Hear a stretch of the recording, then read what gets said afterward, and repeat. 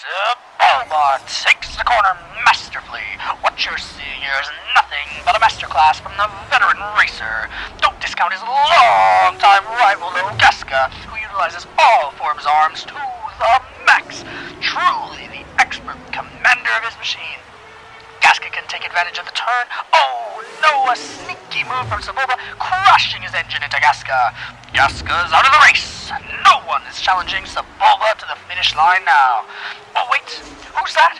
Who's going to finish? It's an unidentified individual. What an upset, folks. This is one for the books. Have you ever thought about the possibility of the Dark Lord of the Sith being a pod racer? Have you ever wondered what would have happened if Vader had went back to his childhood love of pod racing? Well, folks, if you have, then you are in for a treat today, because that is exactly the topic of today's video. So cuddle up with your pet pord, grab a warm bowl of bantha stew, and join me as we explore the idea of what if Vader had returned to pod racing. To start off our story, Vader enters a dark room. His mission is to execute the corrupt officer, Captain Hickens Chet, a notorious outlaw Imperial with a passion for three things: gambling, credits, and thrill. He enters the room, and it is pitch black. Vader ignites his lightsaber as a source for light, hoping to find a switch to turn on in the darkness. He sees rows and rows of vehicles covered with a large piece of high-quality cloth material. Suspicious of what's underneath it, especially knowing the Imperial's reputation, Vader pulls off the piece of cloth, which reveals, to his shock, none other than his old childhood pod racer. Flashes of memories from more innocent time pass through his mind. Time when he only wanted to enjoy the wind breeze past his face, when he was building C-3PO, a time before he joined the Republic and the Jedi, and the day that he met Padme. Out of nowhere, a piercing alarm goes off in the background, and red warning lights flashes. "Suck it, Slimo!" Hickens from the shadows jokingly screams at Vader. A trapdoor outside begins to close as Hickens speeds away in a racer of his own. Vader, now desperate to catch him, hops on his old childhood racer. As he starts the engine rumbles and tumbles. Finally, it starts. He rushes to the gate just in time before the door closes behind him.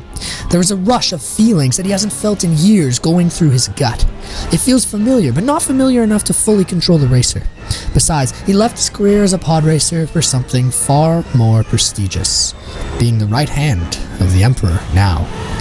Hickens rides across the sand dunes, but Vader slowly and steadily catches up.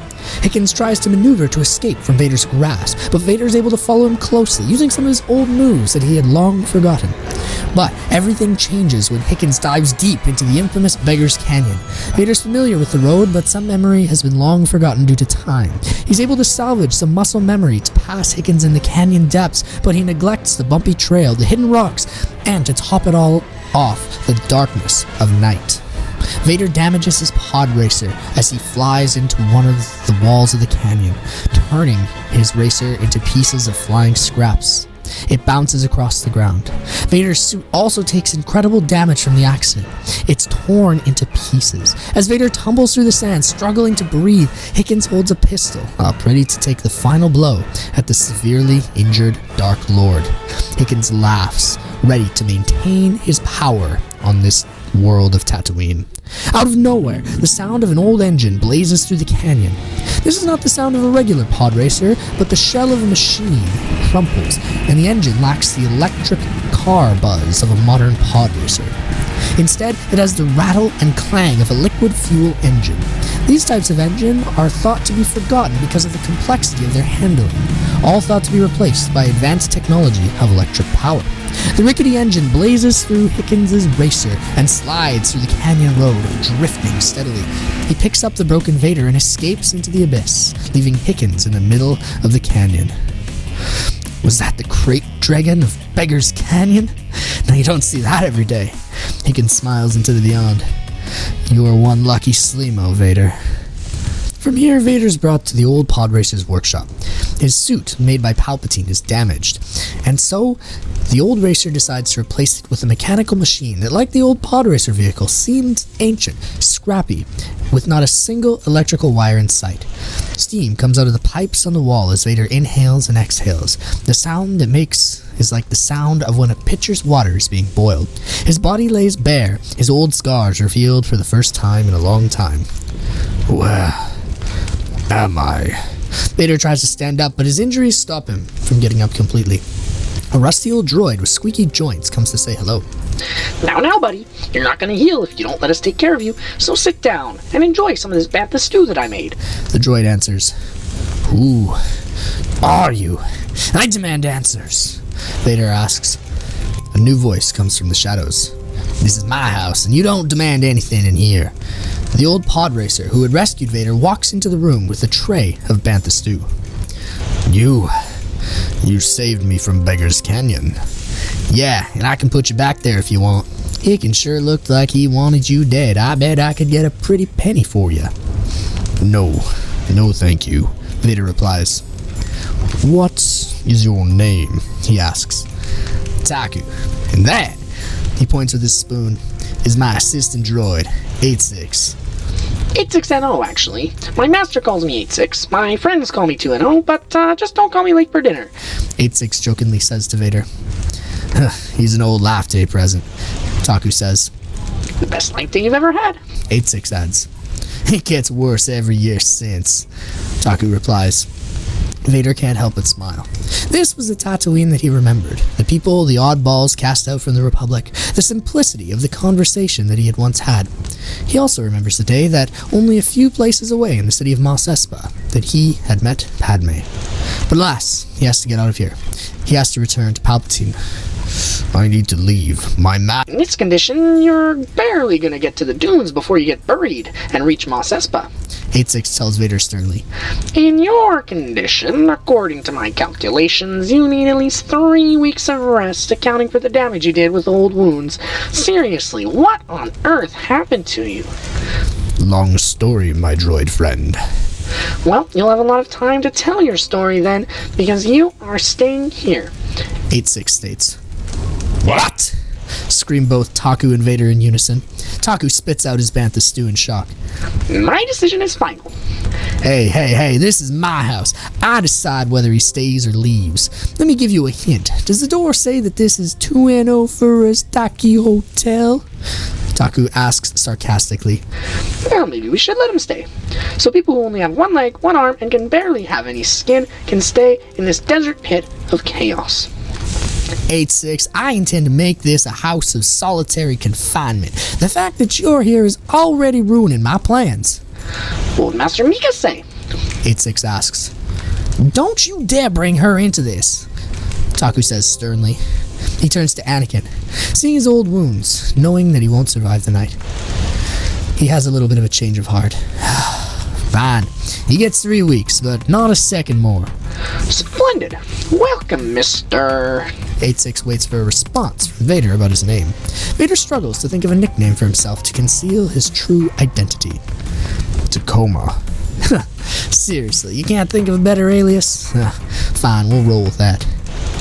In this situation, the writer couldn't stop thinking about car names, so that's the best he came up with. Mr. Tacoma, we are happy to have you with us. 86 says, shaking Vader's hand. And in the next couple of weeks, Vader stays in the workshop where he will begin his training to become a pod racing master. As Vader heals, whilst both 86 and Taku are creating his new arms and legs, he sees his old pod racer being in pieces in Taku's shop.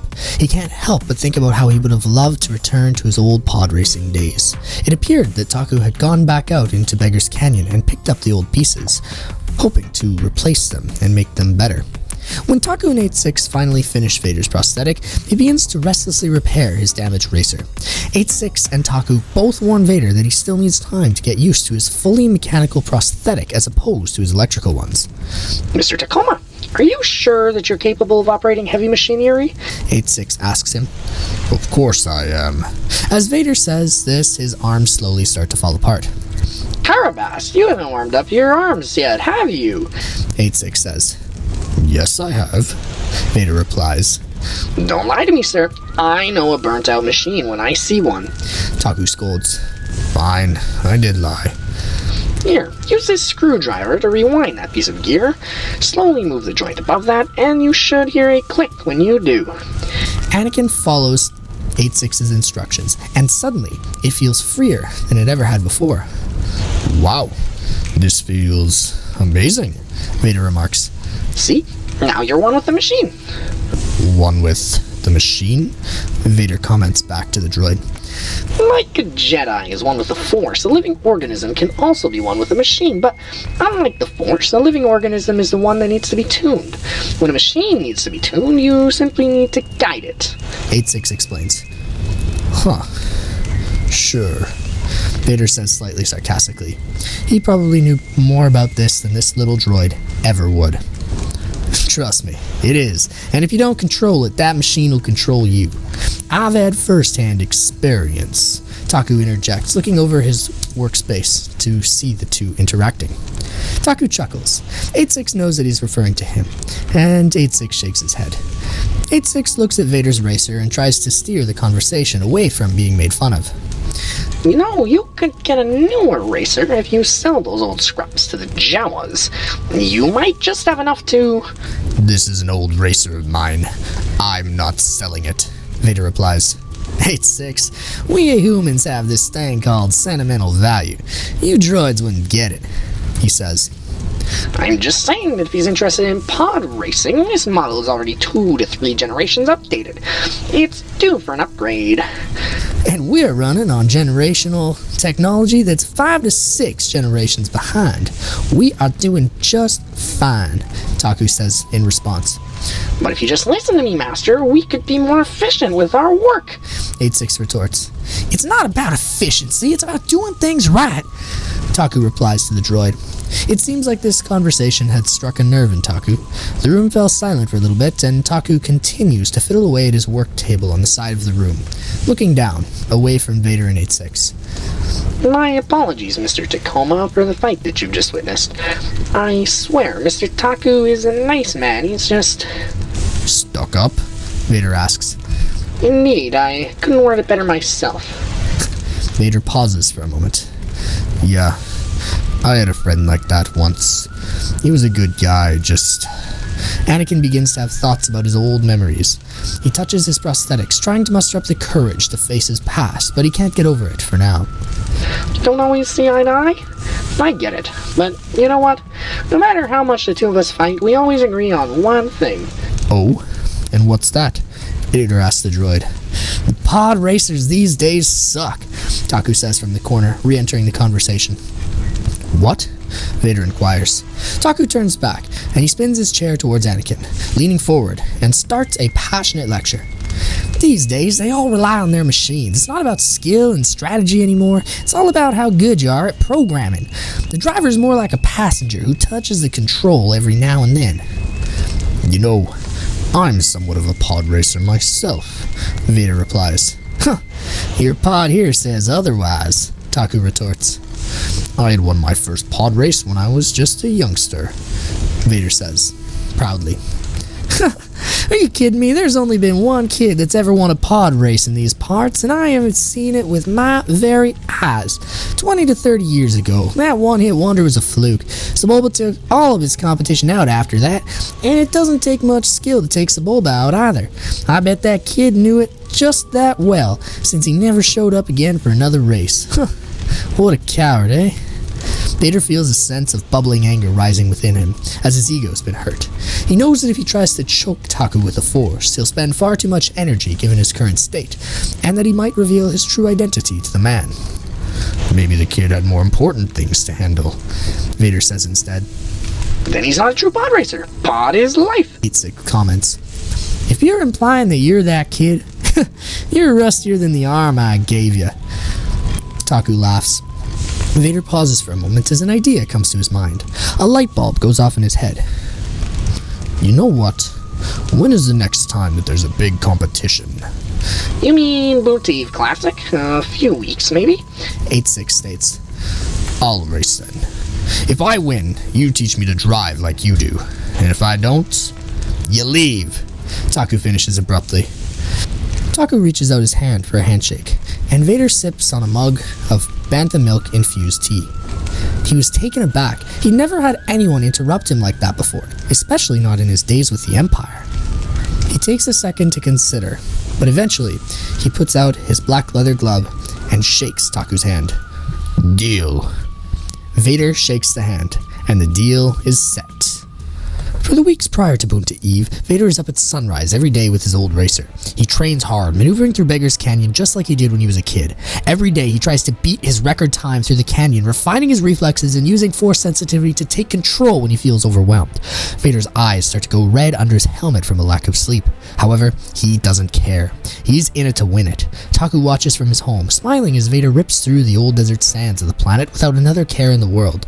He remembers when he had been that dedicated to the sport when his child was young, teaching them to pilot the old world, and he sees the potential in Vader to do the same.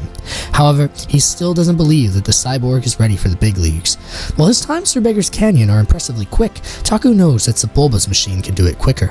In addition, Vader had been out of the game for a very long time, if he had even been truthful about that first race. He had no idea what was coming.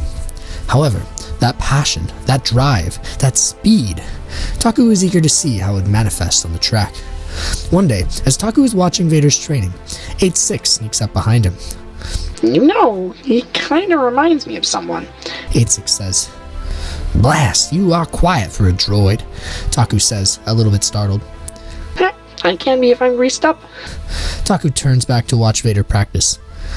You know, if he would just let go of the pedal and allow the racer to glide past the canyon using its momentum rather than force his way out, he would be one hell of a racer, Taku finishes. Well, are you gonna tell him that? 8-6 inquires. Taku looks back at his droid. No, I'm gonna let him figure it out the hard way, Taku replies. If you insist. 8-6 pauses for a moment. I mean, Miko would've. 8-6. Yeah, don't bring her into this. 8-6 finishes. The day before the race, Vader hits his top time in the canyon. He feels exhilarated, and an old flame inside of his soul is reignited brighter than ever before.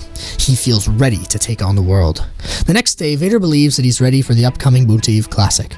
Just like when he was a kid, he feels his heart leaping out of his chest as he takes the ancient racer down to the starting line. Do me a favor and don't crash that thing, okay? Taku says, smiling and patting Vader on the back. It's old, but it's got charm. I kinda like it.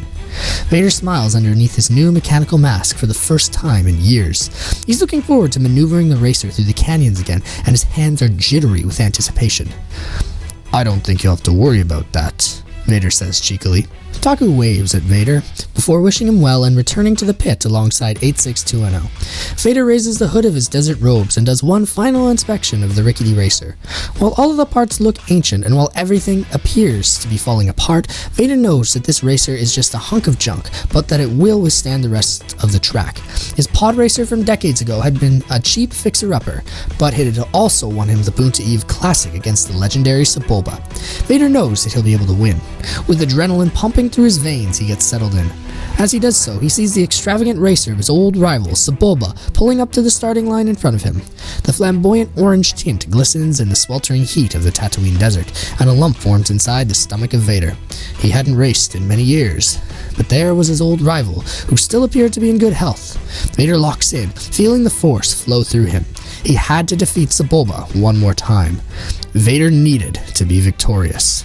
Sebulba glances at Anakin's old racer as he pulls to the front, a strange sense of recognition blazing in his eyes. Vader can sense the Doug's grudge boiling up from all those years ago. However, he senses no understanding from Sebulba that the man in the racer was the same one who had defeated him all those years ago. He probably thought that it had been purchased from someone and was in new hands. That didn't stop his hatred from being present. Vader smiles at this. He takes pleasure in rekindling an old rivalry. What a sunny day it is out here today, folks! Fold calls to the crowd. Pete says something back in Huttese. Welcome to the annual Boonta Eve Classic. Today we have many legendary racers from the Outer Rim coming to challenge one another for the massive prestige and prize money of the Boonta Eve Classic. Bede, why don't you introduce our superstars to the audience today? Bede proceeds to announce all of the famous racers, including Ben Quadraneros and Sebulba. Naturally, Sebulba is still a crowd favorite, and his name incurs a massive round of applause from the audience. Vader shakes his head, wondering what they see in him. We have one challenger tonight who's completely new to the circuit as well, don't we, Bede? Fode asks when the green head finishes speaking in Huttese. Bede nods emphatically, replying excitedly. His name, at least according to the records, is Mysterious Stranger. Strange indeed, my friend. Let's see how the newcomer fares on the track tonight against these veterans. Fode finishes. Vader smirks under his mask as those in attendance provide him with a smattering of applause. He would show them. Soon, the mysterious stranger would be a household name across the galaxy. After the procession of flags clears the course, Vader can feel his heart racing. He grips on the handles of his racer even tighter, and a bead of sweat glistens on his brow. When Jabba the Hutt, who is still the guest of honor for the race, smacks the gong to signify its start, Anakin takes off in his Ricky racer. There's no sabotage done to his pod this time, so he gets off to an incredibly quick start. Anakin's piloting training under the Jedi Order and the Imperial military kicks in, and he truly feels that he's living up to his name of being one of the best pilots in the galaxy. Racing feels like second nature to him now. As Anakin speeds past the legendary Ben Quadraneros and the winding tunnels on the track during the first lap, he remembers when he had first said, "Now this is pod racing," and then sped that little Naboo fighter craft through the Trade Federation blockade. He'd forgotten the true thrill of pod racing. Vader drifts through the caverns, passing racer after racer. In his first lap, he remains calm and conservative. However, as he zooms through the arch to enter his second lap, he feels more bold. Vader uses force reflexes to maneuver through the caverns, avoiding rogue blasts from the Tusken Raiders, and zooming past all of his opponents. As Vader begins his third lap, he can see Sebulba's orange racer in the distance. According to Fode and Bede, Sebulba is in first place, and Vader is quickly gaining on him. There had been no issues with the ancient pod racer, surprisingly, and adrenaline is coursing through Vader's veins in a way that he hadn't experienced in years. As Sebulba sees Vader catching up, he begins to go even faster, pushing his orange engines to the limits. The Dug's face contorts into an expression of rage as he mutters Huttese curses in the direction of the Dark Lord. As Vader comes to the ramp, which he noticed was still closed off from the last time he had raced, he uses the exact same move as he had in the Phantom Menace, but this time it's on purpose. Vader laughs as he breaks through the barrier of the ramp and gains elevation before falling off the cliff, passing Sebulba. The Dug is upset, but Vader is quick. He takes first place with ease and he approaches the arch at the end of the race. He can hear the crowd cheering him on. A surge of energy bursts through Vader and he feels himself propelled forward, almost there, almost ready to claim the prize of first place. However, Vader lets his guard down. He doesn't realize that Sebulba is close behind him, and when the Dug racer goes back to his old tricks, Vader is too engrossed in the race to sense it with the Force. A wrench suddenly becomes lodged in his left engine, causing Vader's sensors to all beep at once. He's taken off guard, and he can feel the racer beginning to crash. Vader can do nothing as Sebulba passes by him, waving with a sly smirk on his face. At the end of the race, Vader is able to crash and land the racer just past the finish line. However, the damage is done. Vader is infuriated as he gets out of the racer. Because of his spectacular finish, though, and how he had managed to gain second place on a galaxy-renowned circuit during his first race, the crowd is elated, impressed by his spectacular performance. Sebulba may have emerged on top today, dear viewers, but I think that our mysterious stranger may be the real winner of this race. We are witnessing the birth of an absolute legend here today. What would we see from him in the next race, folks? I can't wait to see it. Can you, Bede? Fode comments. Bede responds emphatically in Huttese. Vader certainly doesn't feel like a winner in that moment, as he knows the result of his bet with Taku. Vader brings his now even more damaged pod racer to the tunnel. For the first time in a very long time, he feels immense shame, not only losing to a longtime rival, but also getting destroyed in his childhood racer. Taku is in the tunnel, waiting for Vader. Vader doesn't even dare make eye contact with the true master of pod racing. "I told you, bud, you're more than rusty," Taku says. Anakin sits in the corner in silence. "You say that you're that legendary kid who beat all the odds and won against that guy 20 to 30 odd years ago," Taku continues. Vader remains silent. "Honestly, for a bit, I saw it. You had his guts. Every turn you make, you chose the riskiest path, and the way that you passed the other racers, you've got the right idea, you just don't have the hands yet. If you are that kid, now you know. That win from 30 years ago, it was a fluke. You're lucky to be alive then. No amount of talent could lead you to win in pod racing, let alone this force thing. You could have been the best damn racer there is, but you left to where nobody knew. Anakin starts to shed a tear. Taku instructs 8-6 to tow his broken pod racer out. Now, get your ass back up. Once 8-6 tunes your arms and legs again, we start training at the break of dawn. Anakin looks up, confused. You know the Master's trying to train you, right? Anakin smiles. Yeah, I know. And I won't let him down. As Vader is talking to his new droid friend, he notices the insectoid-looking Ben Quadraneros coming his way. Hey there, stranger! Ben yells. Vader turns his head, and he sees the famous racer. He smiles under his mask as he remembers the unfortunate malfunction of Quadraneros' pod racer all those years on the Boonta Eve Classic that he had won as a child. You kicked my Farrakhan ass out there, stranger. Vader stays silent, wondering what Ben will say next.